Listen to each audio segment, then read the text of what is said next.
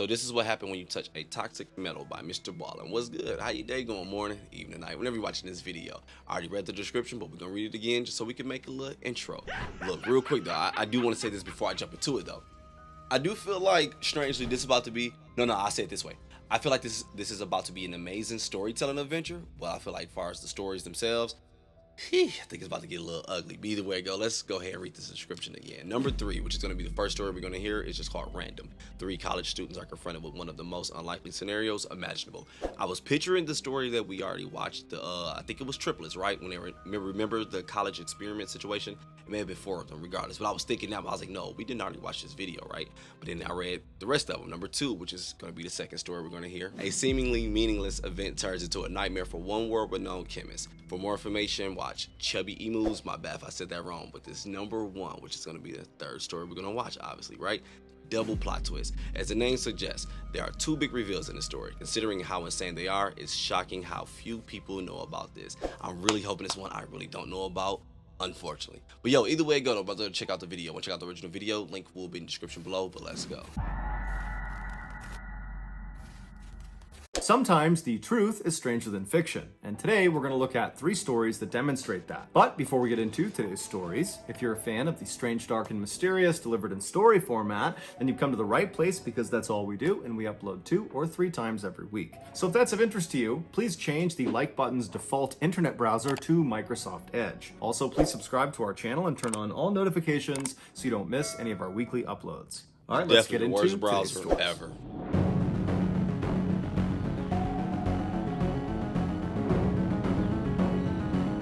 Tried to make it look like an app. We're not even hearing about that right now.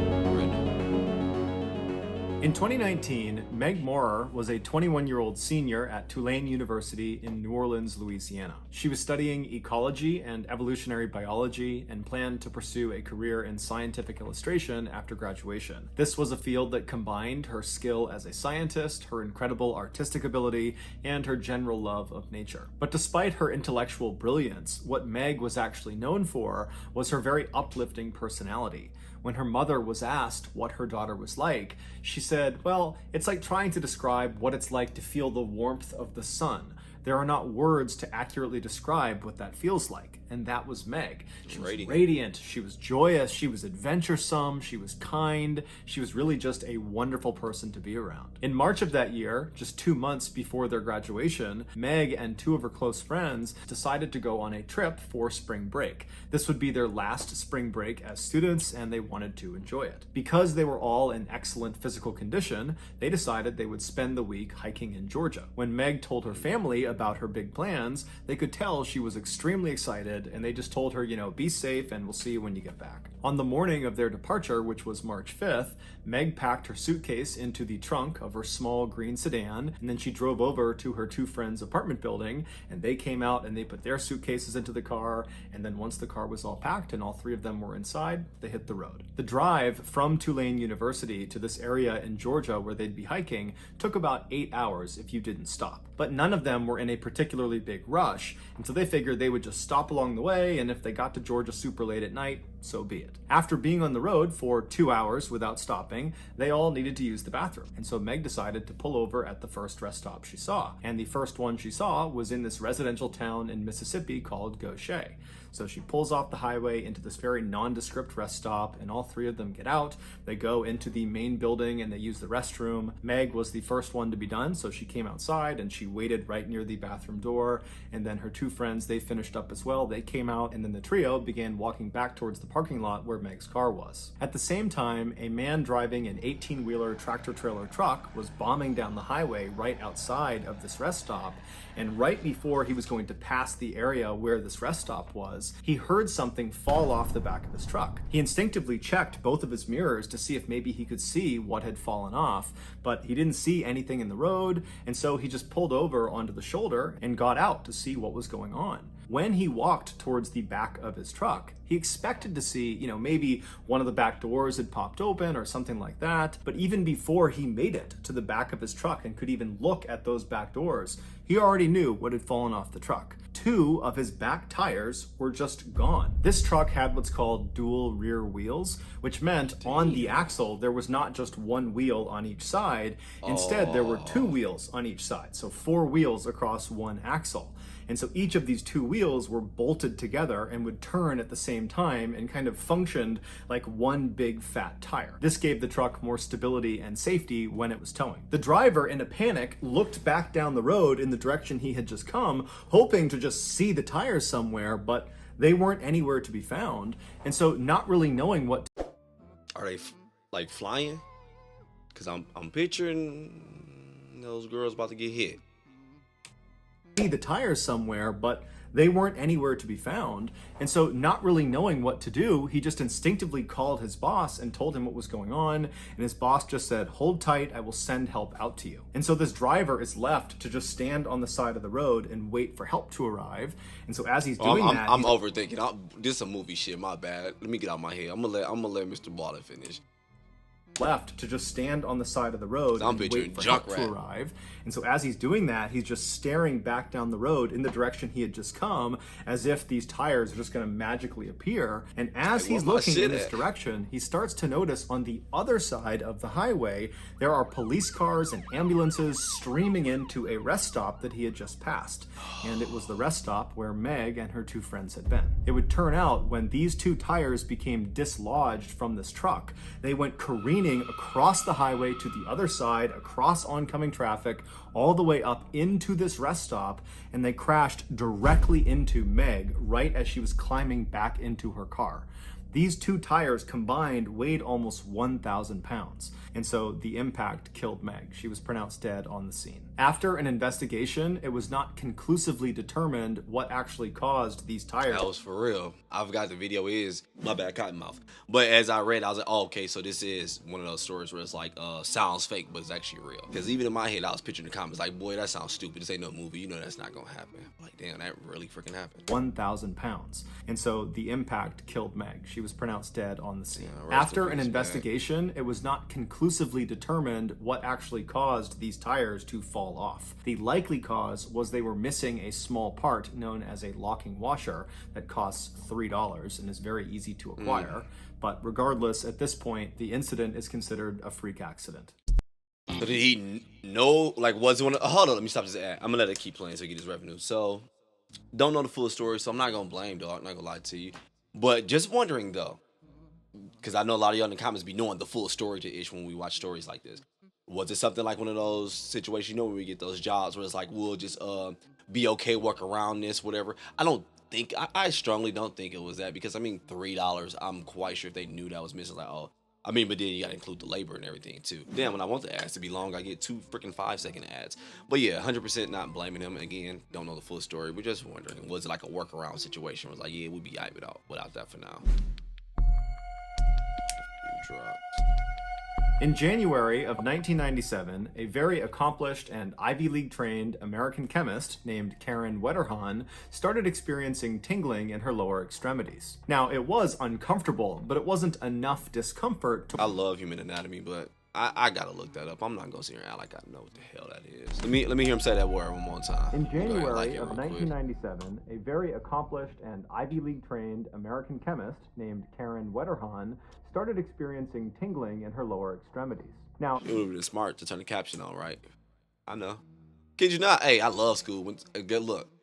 Got so many damn degrees that I'm in debt a lot. A person who holds extreme or fanatical political or religious. That's the wrong damn word. What is it? What is extremities of the body? Found a medical definition of extremity. Okay, the farthest or most remote part, section, or point. 2, a limb of the body, especially a human hand or foot. So like a foot. And he did make it plural, so I take it he meant in both feet then, or both legs. Because it sounded like just the lower part. I'm gonna let it finish. I just wanted to know. I didn't want to proceed and not. In January of 1997, a very accomplished and Ivy League trained American chemist named Karen Wetterhahn started experiencing tingling in her lower extremities. Now, it was uncomfortable, but it wasn't enough discomfort to warrant going to a doctor or really being concerned about it. She figured it was just something kind of minor and it would go away on its own. But shortly after this tingling began, Karen started noticing she was having balance issues. She would be walking down the hallway at the university where she worked when inexplicably she would just lose her balance and start stumbling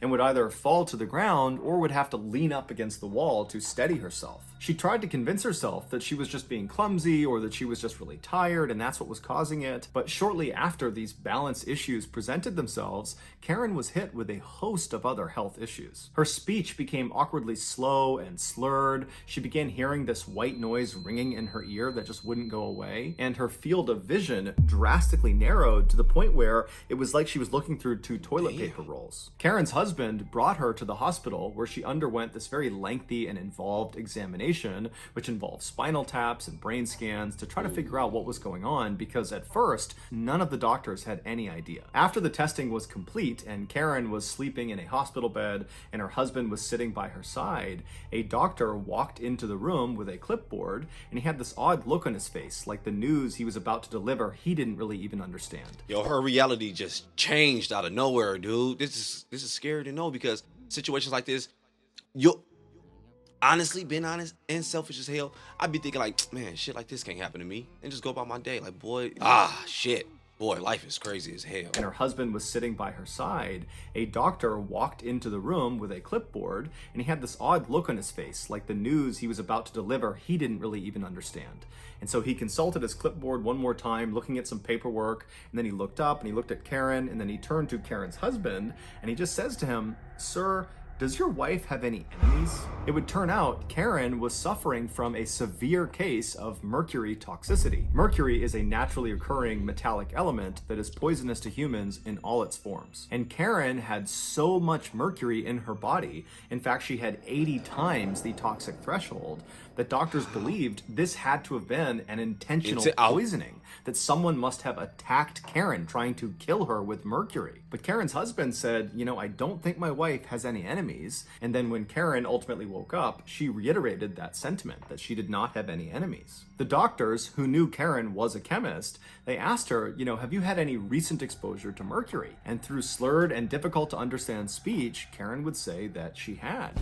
In fact, over the last 6 months leading up to this hospital visit, Karen had had lots of exposure to mercury because she was actually in charge of this huge $7 million research project that was looking to investigate the effects certain metals had on human health. And one of the metals she was studying was mercury. But Karen assured the doctor that anytime she handled any of these metals, she was always very, very cautious, especially when she handled mercury, because my bad, I'm overreacting on you. My bad, dog. This shit got me pulled in, dog. It might be the weed. Let me tell you why it grabbed me. For one, sorry, I was thinking like, damn, this may be better than number one, because this shit started feeling like I was reading a book. Not gonna lie to you, dude. But also, as I was reading it, I was like, for $7 million, I was like, that's a lot of money on the line. I was like, she's gonna kick it up a notch. Like, nah, I'm gonna find the answer, and was really doing it. That's what I started thinking. So I'm like, oh shit, underreact. Let's get it under control. My bad. All that shit had me pulled in. My bad. I'm sorry. Mercury. But Karen assured the doctor that anytime she handled any of these metals, this is water, she was always very, very cautious, especially when she handled mercury, because she understood how hazardous it was. She said she always wore the proper protective equipment to make sure none of the substances made contact with her skin, and she worked under this big chemical hood, which is like a big vacuum, to ensure she didn't accidentally inhale any of the toxic fumes that came off of these metals. The doctor was totally stumped and went silent for a second, and then Karen at some point broke the silence by saying, well, there was one time I did have a spill with mercury, but it was totally meaningless, and I haven't thought about it until just now, only because we're trying to figure out what happened. She would go on to tell the doctor about an incident that occurred 5 months earlier. She had been working at her lab at the university where she was employed when she accidentally spilled 1 or 2 tiny droplets of mercury toxicity onto the top of her left hand near her thumb. Now, she was wearing all of the prescribed protective equipment, Not being including funny, she gonna lick it off. latex gloves. Now, she was wearing all of the prescribed protective equipment, including latex gloves on her hand. And so when she saw these droplets on her hand, she wasn't concerned for her health. She just followed procedure. She stopped what she was doing. She wiped the droplets off, and then she left her workstation. She threw away the contaminated gloves. She thoroughly washed her hands and then put new gloves on, and then just went back to work and didn't think much of it. The type of mercury that Karen had spilled on her hand was called dimethylmercury. This is not the same thing as the shiny silver liquid we see in old thermometers. That is a hazardous substance, but it's nothing compared to dimethylmercury. Dimethylmercury is a clear liquid that is considered to be one of the most toxic substances on the planet. After hearing this story from Karen, the doctor agreed that overall this did seem like a kind of meaningless event because she had followed all the proper procedures and those droplets had landed on her gloves, not on her skin. But since they had no other leads to operate on, he thought it would still be a good idea to test to see if dimethylmercury could penetrate through latex. And sure enough, after they ran some studies, they found it could. In fact, the latex gloves that all these scientists were told to wear when handling this particular substance, they did nothing. The dimethylmercury would penetrate through the latex in seconds. But even though they had just solved the mystery of how Karen got mercury toxicity in the first she still had a large amount inside my bed. Nigga, calm down. I told you, dog, I'd be so connected with the universe. I'm gonna get a little conspiracy mode on you a little bit. That intro was not fake, dog. I said it. I was like, this is about to be one amazing storytelling ass video. I said that. So my bad, chill out. But that still don't explain the large amount she got inside of her. Hey, and at the end, I'm gonna tell y'all, I told y'all, dog, I should have left this planet 100 times already. I'm gonna tell you all the craziest shit I've done with one of them thermometers, because we had to deal with this in elementary school. We was like going over this ish and they talk about it, and I just remember they were legit on us. I mean, like making sure we understood, like get it in your brain. Do not touch this stuff. As kids, we should have not been doing this. Went to school in Flint, putting it out. I don't care, I'm exposing shit. I feel like we shouldn't have been doing it. I'm gonna tell y'all some shit at the end though. Man, what's the next page? This shit is crazy, dude. Go back. Oh my gosh. I hope she survived it. I really do. It did nothing. The dimethylmercury would penetrate through the latex in seconds. But even though they had just solved the mystery of how Karen got mercury toxicity in the first place, what no one could understand was why Karen was still suffering from the effects of mercury toxicity if her only exposure to it was 5 months earlier, just that one time. Typically, people who have mercury toxicity, they will get better as soon as the source of their toxicity is removed. Meaning, when the mercury goes away, they get better. And it's because the mercury kind of pools in their bloodstream and their body will naturally excrete it and they'll get better. But unfortunately for Karen, it would turn out dimethylmercury is a little bit different. It's far more lipophilic than other types of mercury.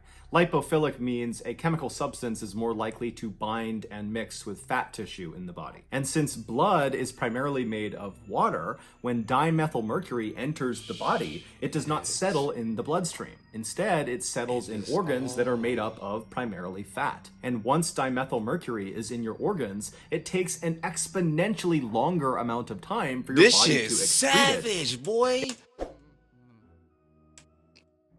Damn, I thought mercury alone was just savage. This shit is like they put some black forces on this shit. What the fuck? See, we can do without these kind of niggas. I ain't gonna start.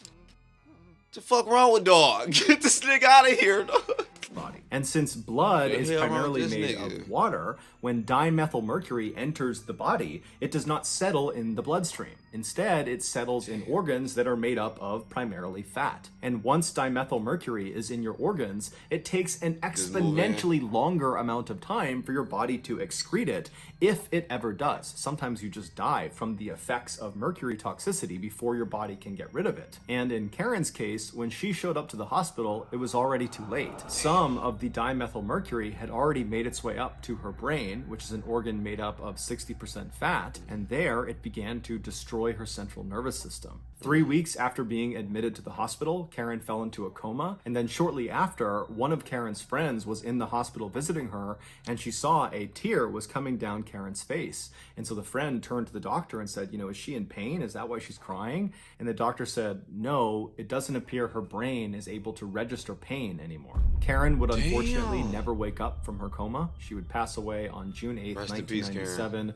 roughly 10 months after those little droplets of dimethylmercury landed on her latex glove. Damn, rest in peace, Karen. I just felt like I knew she was gonna survive it. I knew it because the way the doctor was able to talk to her, I'm like, all right, if this stuff is this deadly and it's inside of her and they able to kind of still keep her a little conscious and still speak with her. Man, oh gosh, real quick to go off the track. When he was mentioning the part about looking through a freaking tissue paper roll, damn, this again, sorry, as far as storytelling go, freaking great to read. That felt so understandable, so relatable, because I pictured myself as a kid doing that, dog. I was like, oh my gosh, I understand that. But back on track, knowing they had her at that state, I'm like, okay, she's gonna survive, and she's the reason why we have this much of the story, because she's just living to tell the story. But damn, yo, that shit is crazy, man. Droplets of dimethylmercury landed on her latex glove. In the 1850s and 1860s, Edwin Booth was the man. He was this extremely famous American actor who basically anywhere he went in America, people would know who he was. He was extremely recognizable, a household name, an A-list celebrity through and through. But his acting prowess and his career and his fame, those are not the things we remember him for. In early 1865, when Edwin was 31 years old and was at the height of his acting fame, he walked into a New Jersey train station and walked through the building to the actual platform where the trains are.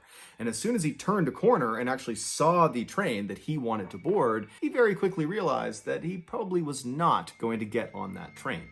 There was already this huge throng of people out on the platform pressed up against the side of this train, and they're all waving their arms around and yelling. And in the middle of this big group of people with his back pressed up against the train was the train's conductor, whose job was to sell tickets in addition to driving the train. But from Edwin's perspective, it seemed fairly obvious based on the conductor's body language and what some of the people in the crowd were yelling that there just weren't enough tickets. That's why this big unruly group had formed, because I take it he gonna use his status as a little, little bait. I mean, not a little bait, as a little advantage. Let me go back a bit. I was paying attention. Tickets in addition to driving the train. But from Edwin's perspective, it seemed fairly obvious based on the conductor's body language and what some of the people in the crowd were yelling that there just weren't enough. I know I ain't smoking all. And we ain't did nothing that we ain't supposed to do, cause you my shorty. These little old plot. Where my motherfucking wait?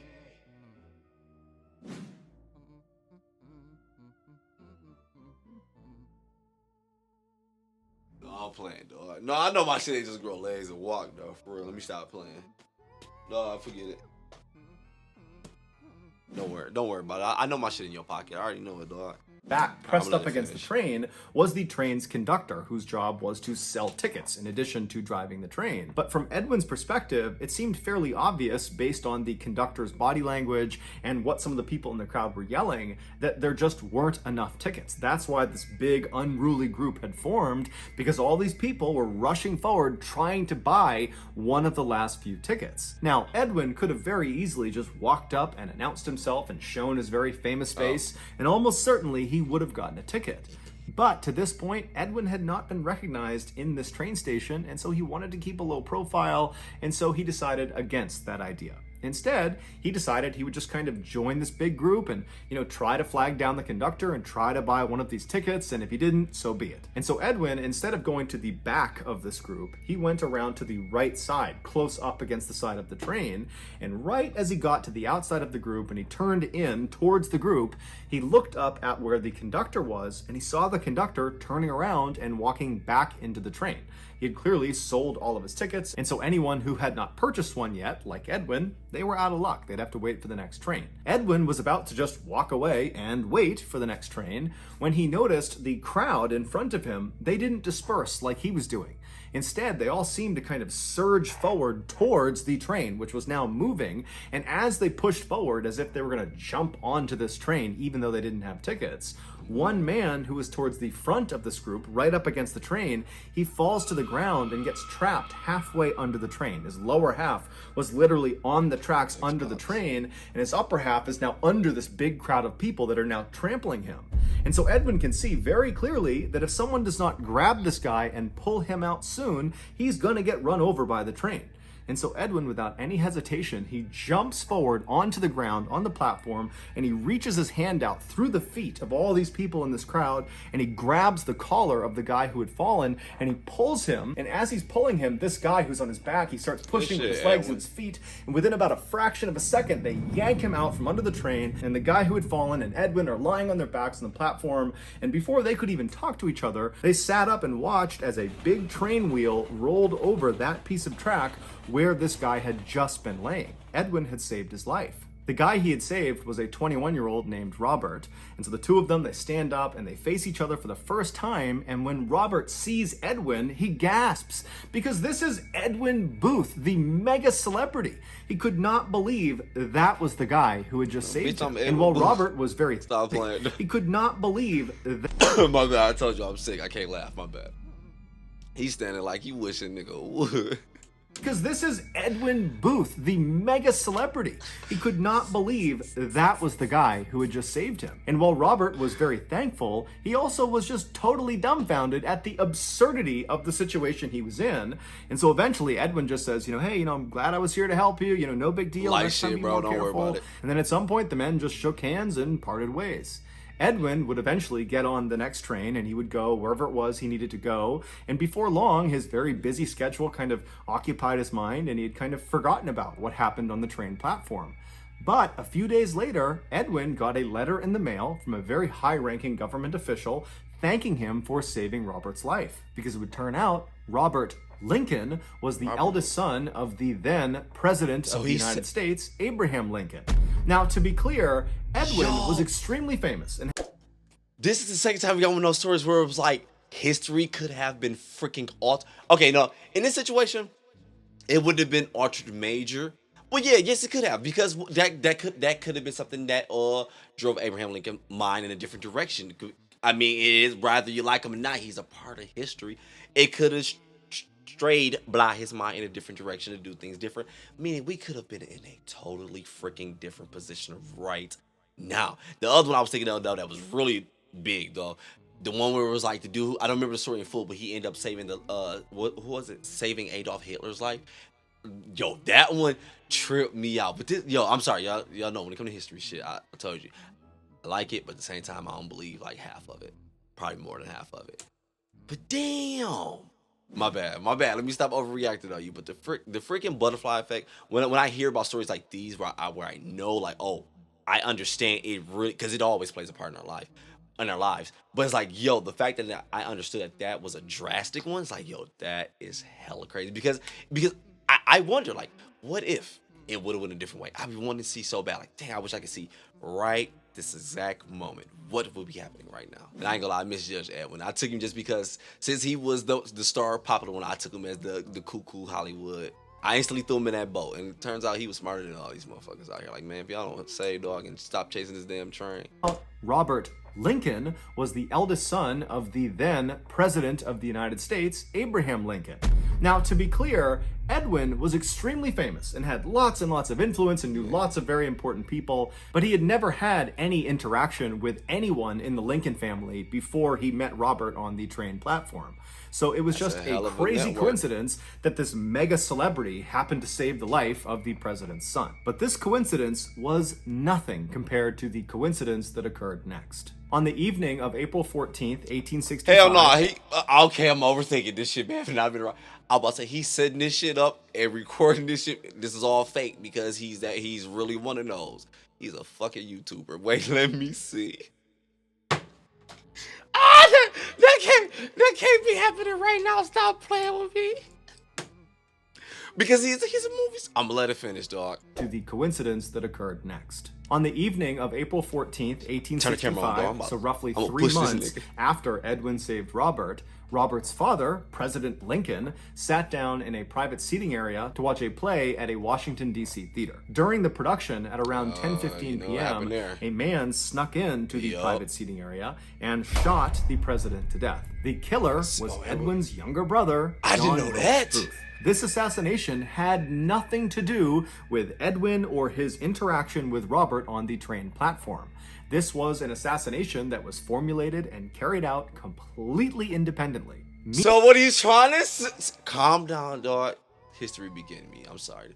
So what he's trying to say is this was going to go according, rather that interaction happened. I know I'm gonna let him finish telling the story. I just want you to understand that when I say I don't understand this, I'm not just agreeing with Mr. Ballen. Look, we have these talks. I'm sorry. I don't want to go all nerd mode on you, right?